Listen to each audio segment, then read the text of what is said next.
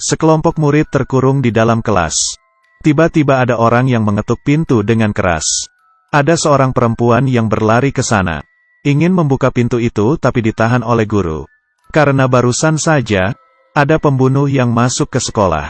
Sudah ada banyak murid yang dilukai. Guru tidak tahu yang di luar itu murid yang minta tolong. Atau pembunuh yang membohongi mereka untuk buka pintu. Dia berpikir untuk tidak boleh membukakan pintu. Para murid merasa guru tidak punya perasaan. Kalau di luar benar-benar murid yang minta tolong, apa kita akan tetap melihat dia dibunuh di luar? Dua murid maju ke depan untuk membukakan pintu. Tapi guru dengan sekuat tenaga menahan mereka. Sang guru pun berkata bahwa anaknya sendiri juga di sekolah ini. Siapapun tidak boleh buka pintu. Semua kejadian ini diam-diam direkam oleh murid. Tiba-tiba di luar tidak ada suara lagi. Semuanya diam-diam melihat dari lubang bawah pintu. Murid di luar sudah tidak bergerak lagi. Para murid menuduh sang guru adalah pembunuh. Karena tidak menolong. Saat itu murid pindahan yang berada di pojok kelas. Si Nano memperingati semuanya. Kita bukannya lebih baik mencari senjata untuk melindungi diri sendiri dulu.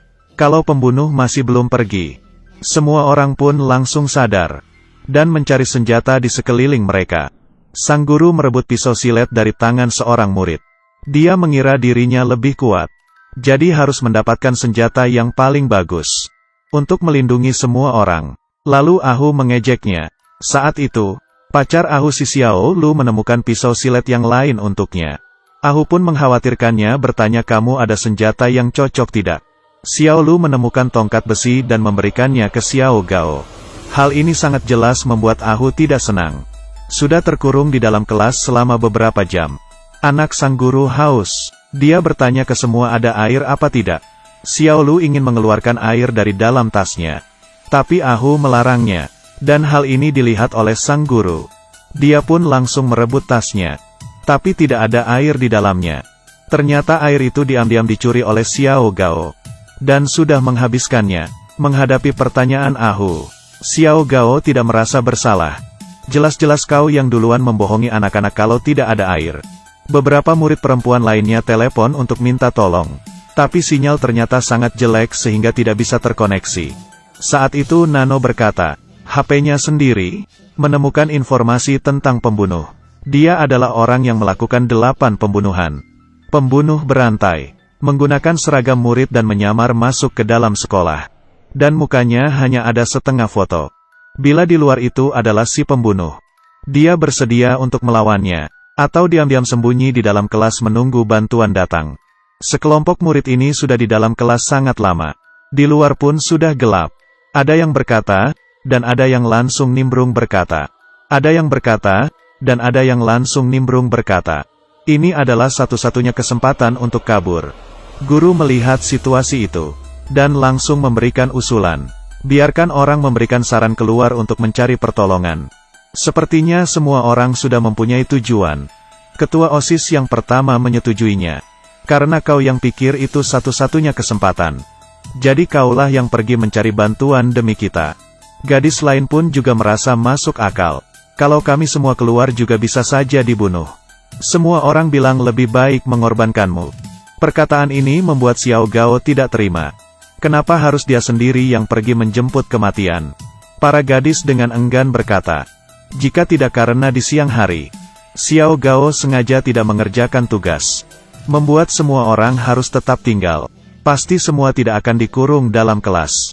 Nano yang duduk di sebelah, diam-diam melihat mereka yang saling menuduh. Hanya Xiao Lu yang membuka suara untuk melindungi Xiao Gao.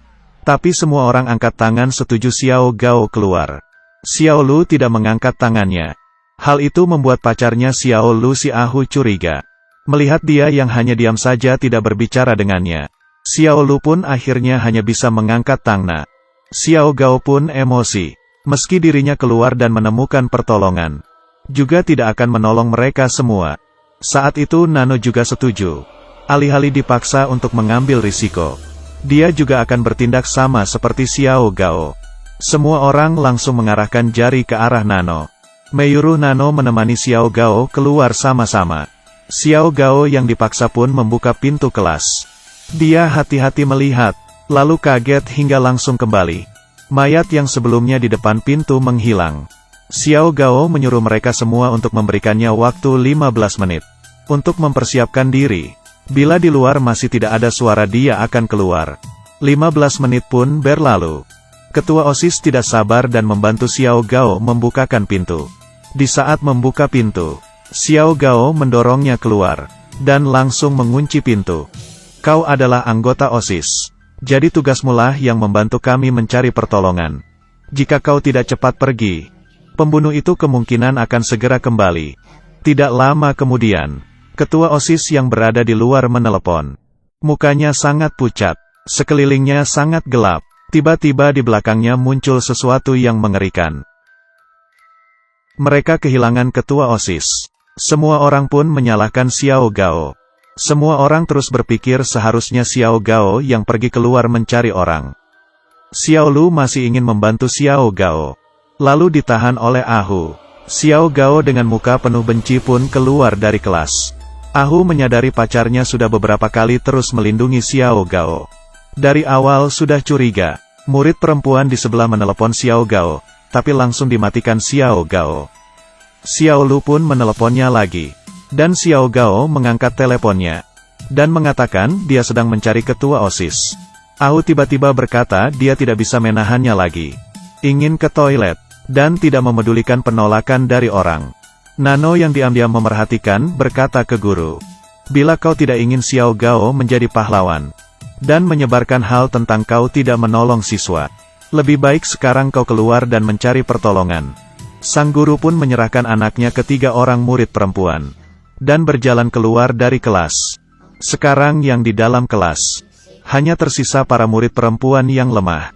Nano tiba-tiba tertawa keras.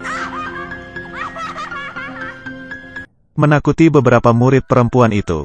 Mereka tiba-tiba teringat dengan wajah pembunuh yang hanya ada setengah di foto. Mata dan model rambutnya sama seperti Nano. Nano pun mengambil pisau silet. Beberapa perempuan itu ketakutan dan menggunakan raket juga gunting. Bersembunyi di balik pojokan. Lalu berkata, "Kaulah pembunuhnya. Aku memangnya mirip dengan pembunuh." Benar-benar suatu omong kosong. Mereka merasa masuk akal. Ketawamu tadi, mau gimana pun dijelaskan juga tidak berguna. Beberapa orang ingin menyerang Nano. Dan hanya gadis kecil yang berkata, "Di saat orang luar dibunuh, kakak ini jelas-jelas di dalam kelas bersama kita." Nano pun langsung menepuk tangannya. Dan di saat itu mereka semua mendengar suara teriakan Xiao Gao. Gadis kecil juga mengkhawatirkan ayahnya. Mereka bergandengan tangan berjalan keluar kelas. Seorang gadis menyuruh Xiao Lu untuk menelepon Xiao Gao. Xiao Lu pun senang, mengira mereka mau menolong Xiao Gao bersama-sama. Siapa sangka setelah mereka tahu posisi Xiao Gao. Itu tandanya mereka tahu posisi pembunuh. Kita harus berjalan ke arah yang berlawanan. Tapi Xiao Lu sengaja membawa semuanya ke arah posisinya Xiao Gao. Setelah ketahuan oleh yang lainnya, HP perempuan itu jatuh ke dalam air. Intinya, di saat ada orang yang mulai merekam kejadian itu, tiba-tiba ada orang yang muncul. Ternyata ketua OSIS itu selamat. Dia dengan panik mengatakan Xiao Gao dalam masalah. Semua orang buru-buru ke toilet. Xiao Gao badannya sudah penuh dengan darah. Saat itu TV di lorong sekolah menayangkan sebuah berita. Sang pembunuh dari awal sudah mati tergelincir dari lantai atas saat kabur. Perempuan yang mereka lihat dari bawah lubang pintu itu ternyata tidak mati. Tapi hanyalah pingsan. Jadi terakhir pembunuhnya Xiao Gao adalah salah satu dari mereka. Ahu yang kehilangan akal karena cemburu. Atau guru yang tidak berharap keburukannya tersebar keluar. Atau ketua OSIS yang didorong keluar oleh Xiao Gao. Menurutmu siapa pembunuhnya? Terakhir Nano membawa sang gadis kecil pergi mengambil HP yang merekam kejadian mereka. Di saat sang gadis mengambil HP itu, dia pura-pura tidak mengambilnya, dan dengan muka polos berbohong ke Nano. ไม่ได้ค่ะพี่นาโนะหนูหยิบไม่ถึง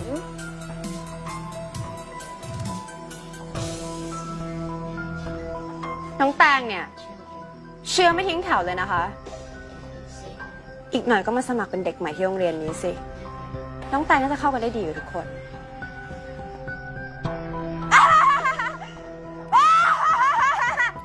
Episode ini bisa dibilang semua orang itu jahat. Dari seorang guru hingga gadis kecil. Semua orang punya keegoisannya sendiri. Dan Nano sudah melihatnya dari awal. Aku adalah Qi Yi Guo yang suka ikuti terus ya.